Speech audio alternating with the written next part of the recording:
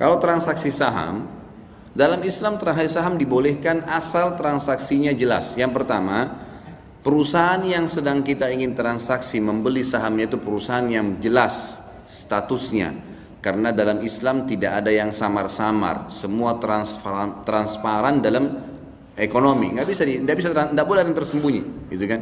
Nabi SAW melarang membeli buah yang masih bergantung. Nabi SAW melarang transaksi yang mulamasa, hanya nyentuh, udah saya mau beli aja. Nggak boleh, harus jelas, diperiksa, dicek, kan gitu. Jelas perusahaannya, produknya yang dijual juga jelas, tidak berhubungan dengan halal haram dalam agama kita, dan sistem yang dipakai jelas, gitu.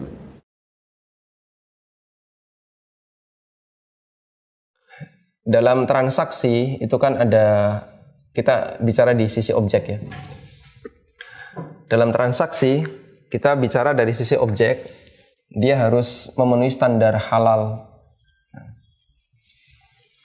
Ketika objeknya adalah sebuah perusahaan,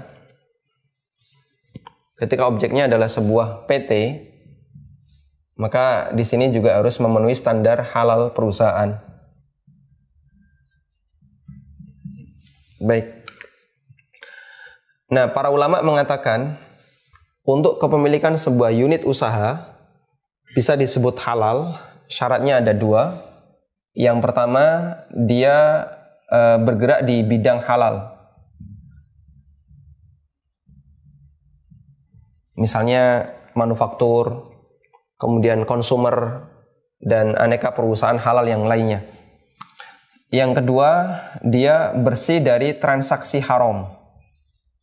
Kenapa bebas dari transaksi haram? Karena Anda membeli perusahaan yang ini terdiri dari dua unsur. Pertama adalah produk. Yang kedua, sistem. Nah, transaksi itu berarti dia masuk di sistem kebijakan dia dan seterusnya. Sehingga ketika dia masih mengandung transaksi yang haram, berarti Anda turut terlibat dalam menentukan kebijakan sistem mereka. Nah, bebas dari transaksi yang haram ini bisa bentuknya bebas gharar. Perusahaan misalnya tidak melakukan transaksi perjudian atau transaksi spekulasi yang lainnya. Jika produknya halal, tapi ternyata sebagian dana perusahaan dipakai untuk spekulasi, berarti dia salah di sistem. Yang kedua, bebas utang riba. Bebas utang riba. Sehingga perusahaan tidak memiliki utang dari luar yang statusnya ribawi. Yang ketiga, bebas piutang riba. Piutang riba, contohnya misalnya, ini hanya sebagai contoh, misalnya deposito. Atau tadi Pak Reza juga menyebutkan obligasi. Obligasi. Dan beberapa piutang ribawi yang lainnya. Yang ini menjadi salah satu sumber pendapatan perusahaan. Bahkan tadi disebutkan sampai ada 25% dari uang cashnya yang dia didepositokan. Kita tahu berarti bunganya itu menjadi salah satu sumber pendapatan perusahaan. Yang ketiga, dia tidak melakukan transaksi yang zalim. Sehingga kalau perusahaan itu melakukan transaksi yang zalim, maka dia salah di sistem. Nah, beli saham PT ini berarti ikut terlibat. Karena saham itu dianggap sebagai bagian keterlibatan dalam perusahaan. Betul secara undang-undang di negara kita bahwa pemilik saham itu bukan pemilik perusahaan ya. Tapi dia termasuk pemegang kebijakan. Sehingga kalau dia pemilik saham yang dominan, maka dia bisa mengatur kebijakan di perusahaan itu. Nah, berarti ikut terlibat di sana sama dengan ikut terlibat dalam kebijakan perusahaan.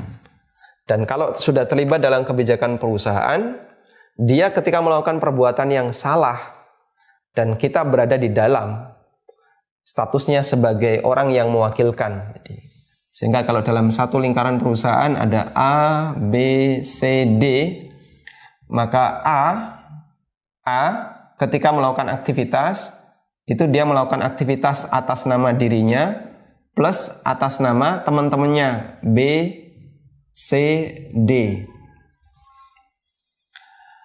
Kebijakannya keluar dari A. Berarti B masuk di sini. Kenapa? Karena dia mewakilkan kepada si A untuk melakukan itu. Meskipun tidak secara langsung, karena dalam kesepakatan di sebuah perusahaan, siapa yang terlibat berarti terlibat dalam akad wakalah. Baik, maka pertimbangan kita ketika melakukan transaksi saham, dua hal ini yang perlu dilihat. Pertama, dari sisi kehalalan bidang usahanya. Insya Allah kalau ini banyak yang memenuhi ya. Banyak. Ya, tadi ya Pak Reza sudah menyebutkan ada Unilever, ada Astra, Ya, Astra. ya, dan beberapa produk otomotif yang lainnya. Ya. Nah, yang jadi masalah di sini hampir tidak ada yang selamat. Kalaupun tadi ada yang selamat, kata beliau, itu pun tahap awal. Dia bebas dari utang riba, nggak utang di bank. Nah, begitu dia sudah mau melakukan ekspansi, bisa dipastikan dia akan melakukan ini. Kemudian yang kedua adalah masalah karakter permainan di pasar modal. Untuk yang sifatnya long term masih jarang. Kebanyakan kalau sudah bergabung di pasar modal, tujuannya adalah gimana caranya bisa meraup keuntungan sebesar-besarnya. Akhirnya mereka lebih banyak bermain dari sisi short selling atau bisnis margin. Bahkan tadi melibatkan utang dari pihak broker sekuritas, yang tentunya di situ pasti ada ribanya. Kaum muslimin bisa saja selamat di sini, tujuannya untuk long term, tapi untuk yang bagian pertama ini yang sulit.